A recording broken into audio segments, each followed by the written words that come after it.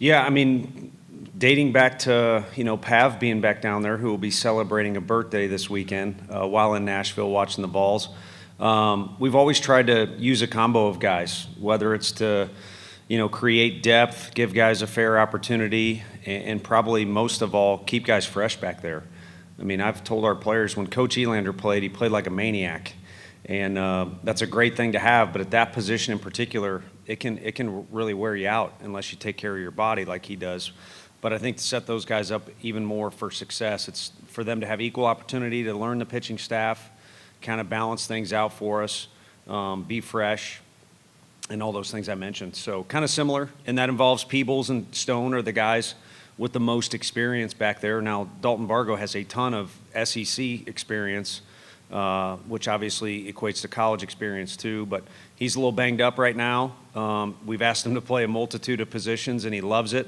So I wouldn't necessarily involve him in that conversation for this weekend. But Levi and Brooks, the two freshmen, both have shown the ability to hit and play a quality or do a quality job behind the plate as well. Yeah, it's different with the recruiting cycle and all that's going on campus and still some carryover from last spring. I'm just being honest. It doesn't sound good, but not as much as I'd like to. It seems to have gone very fast.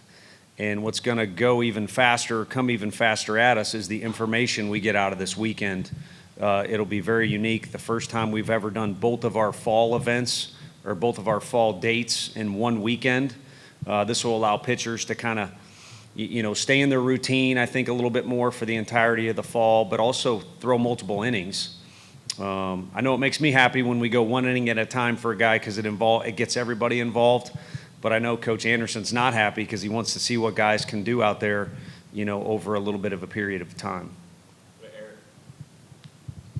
Tony, another newcomer that's probably expecting a lot out of this spring is Tegan Coons. What's he done well on the mound this fall? And then who are some other guys? I know it's all about options this time of the year, but sure, who are some other guys that have stood out on the bump?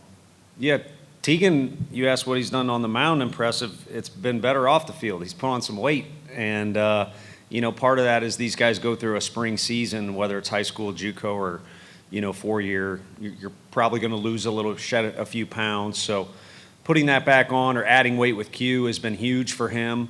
But he naturally kind of has the competitiveness that we're looking for. It's why he's been asked by the teams that he's pitched for to pitch in the biggest situations.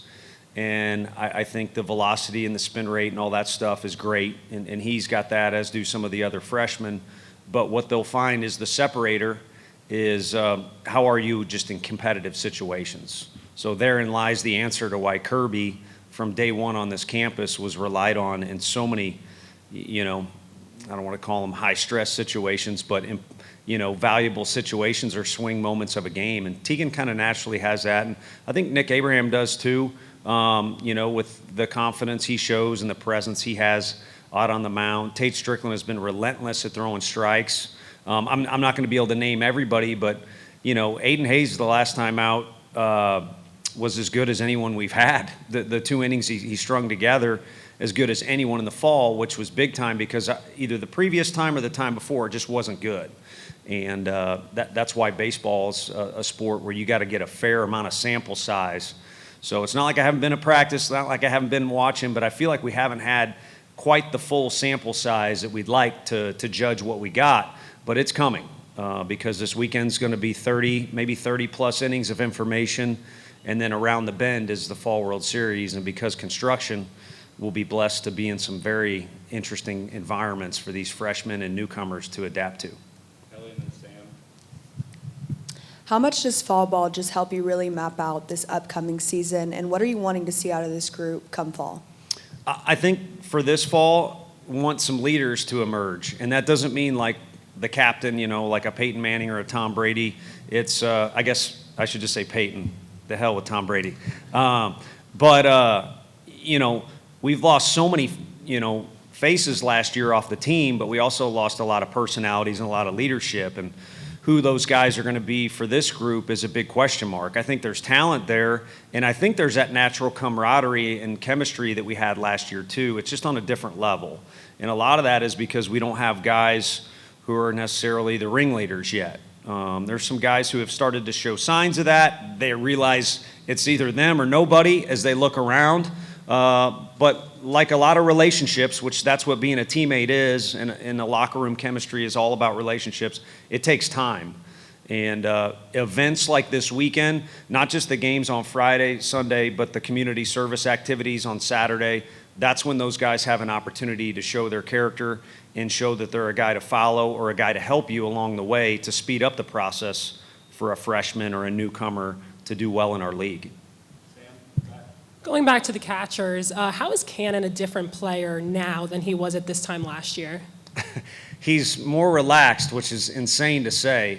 So on a scale of 1 to 10, instead of being like at a 13 intensity-wise, he's at like a 9.5 or a 10 now, which is a little bit more acceptable. And you can crack a joke with him, and he can make adjustments mid-play. But he's always going to have that fire, kind of like a Drew Gilbert or, Pete Rose was in the news recently. So, a guy like that that's got an inner desire that is always burning brightly. So the key is to make that an advantage to you as opposed to it being a disadvantage. So I think as you mature, I've been blessed to coach some guys like that. And yeah, their skill set gets a little better here or there, but really kind of learning to hone that in and direct it the right way is what guys like Simo and some others I've been around, the area they've grown the most. And you can kind of see that going on with Cannon. A couple of probably the most open positions on the roster right now, first base and left field. How are you utilizing the fall to just figure out options there, and maybe has anyone risen out at those two spots at this point? Yeah, let me go coach on you and say all the positions are available right now. I think Peebles is probably the, number one on the depth chart at this point, or the leader in the clubhouse, at the catcher position, and Ensley would be that in center, and the rest is just kind of chaos. And Dean is really at the epicenter of everything we got going on. For a kid his age, his leadership skills are very unique, and his bat and his defense are going to be a huge part of what we're doing. But what is the best combination for everybody in that locker room to have a chance to succeed and for us to meet in right field after a home game and be happy?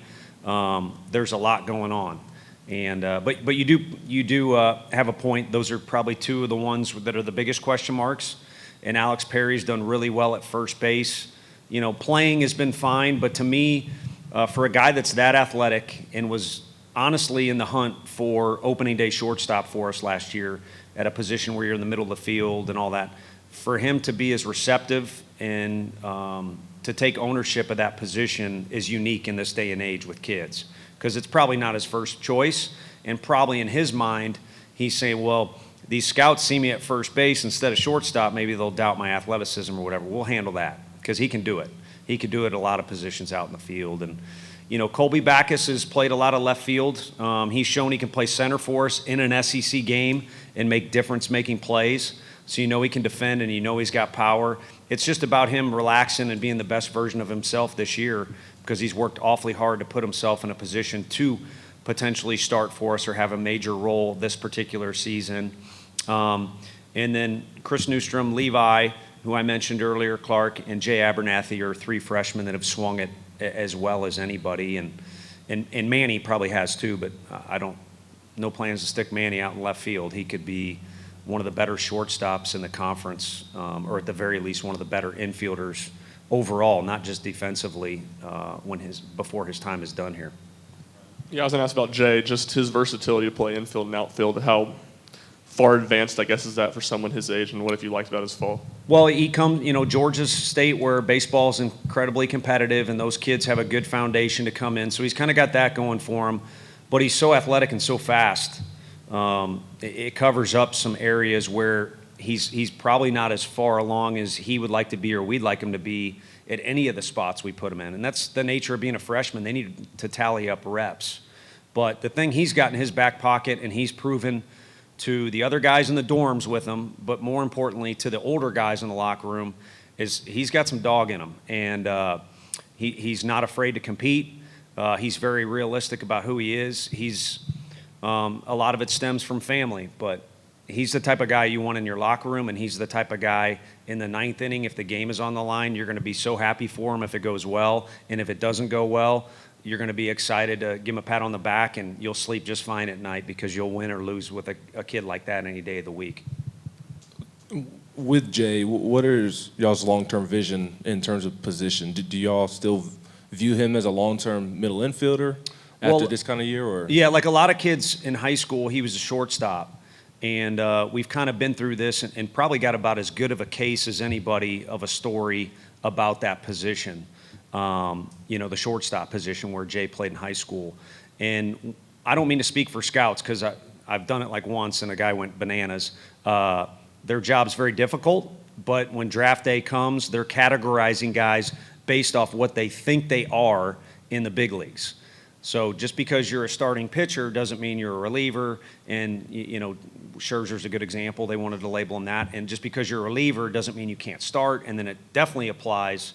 There's a lot of good hitters that catch but aren't going to be a catcher in pro ball. So, for me, I want Jay to work hard so he can prove to scouts he's a middle infielder in the big leagues.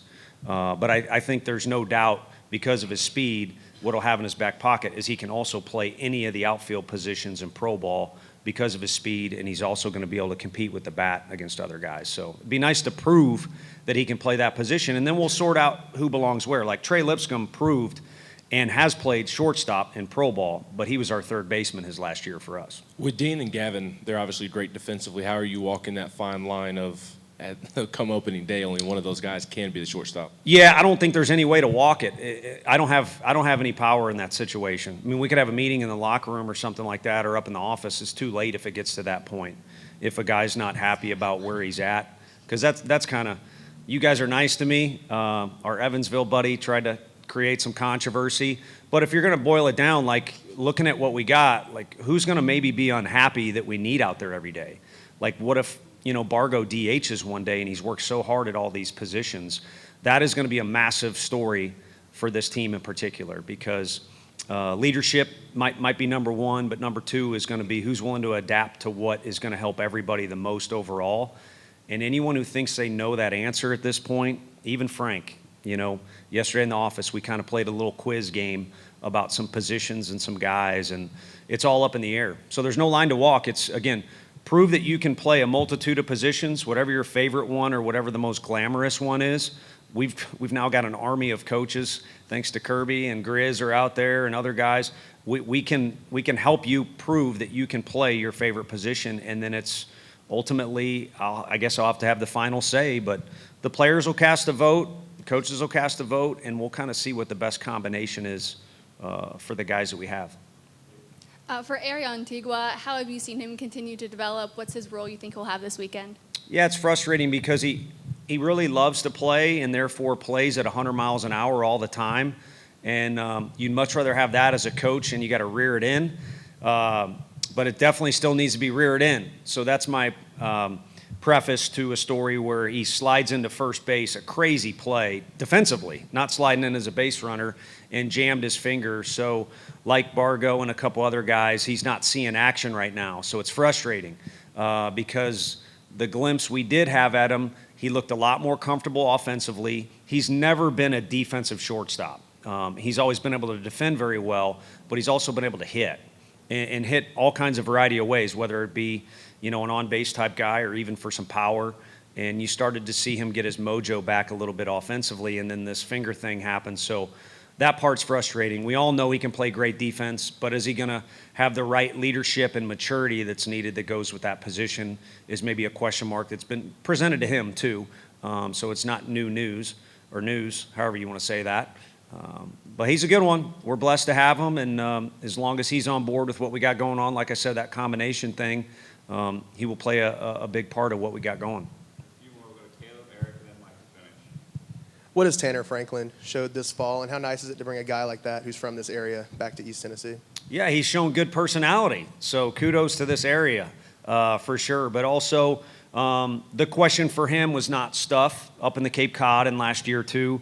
It was ability to throw strikes, and he's around the best guy in the country for that by numbers. It's not an opinion. It's a fact, and I think that's benefited him. But also, I think he kind of gets the idea of why we brought him in is to use that stuff and try and cram it down hitters' throats, and he's done a good job of that so far. I think he's physical enough and stuff is good enough that the ability part is a check mark. It's just going to be how good and what kind of adjustments can he make to become the best version of him. And then the locker room and the fit and the love for the Vols, part of that was clearly already there, but it's been a pleasant surprise. It's even, better than we thought in some of those categories.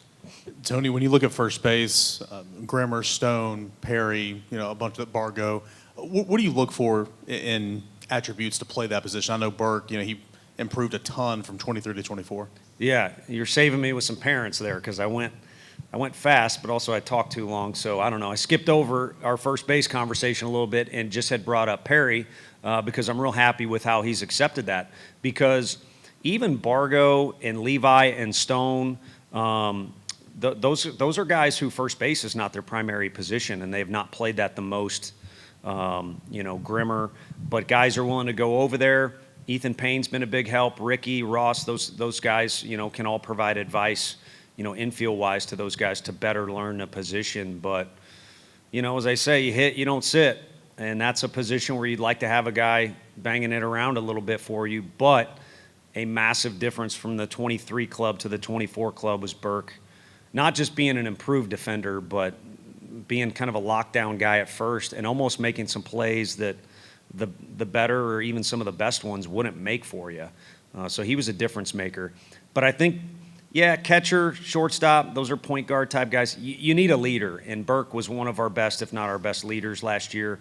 So some leadership from that position, and you need to be able to hit a little bit for sure. Yeah, Reese has been around for a while now, but it seems like this should be a year that he puts it all together. Is that something you're seeing signs of? And then second question, with Dean having the year he had and still kind of getting some time at third, second, all of that, how is he handling having other guys play shortstop and not necessarily being just 100% locked in on being that guy? Yeah, I don't think there's much to rattle that guy. That doesn't mean he's got the world figured out or is going to go 3 for 3 every game. But as far as whether he believes in himself or if he's willing to take on a task that the coaching staff gives him, he's going to be front and center, military style. And that's one of the things that helped him play in a league where if you look around, despite what everybody says in recruiting, there's only a handful of freshmen that contribute, including pitchers, really contribute to each of these SEC teams for the most part. Makeup of the roster kind of dictates that a little bit. So it's why he was in that position last year, and it's shining through this year, like I said, with him stepping forward, and even though it's his second year, being a big-time leader. And, again, I think he's willing to accept any task you give to him because he believes in himself so much that he'll do that as well as possible. And then in a particular situation, if it means if he does well, he'll get a better. He'll do that, And then your other question was on Reese. Yeah, he's been around a minute. Not quite the Jeff Capel type deal where you think he's been with us for 8 years. But I think you start to see the shoulders back a little more, chest out a little bit more, and I'm going to take ownership of this spot as opposed to, a little bit more of an apprentice type role as a freshman. And last year, sometimes competition is good for you, especially in the long run. But sometimes in the short run, it can cause added stress and can cause guys to, press a little bit or try and do too much or look at the box score a little too often. And did I do well enough to get this or to move up or, again, to get a better? And now just go play. And like I said, there's kind of a little bit of a new form of expectations or weight you can carry is you look to the right, you look to the left. There's not many guys that have the type of experience of a guy who hit a home run in Omaha and a guy who's been around some great players. So just needs to take it and run with it. Sweet.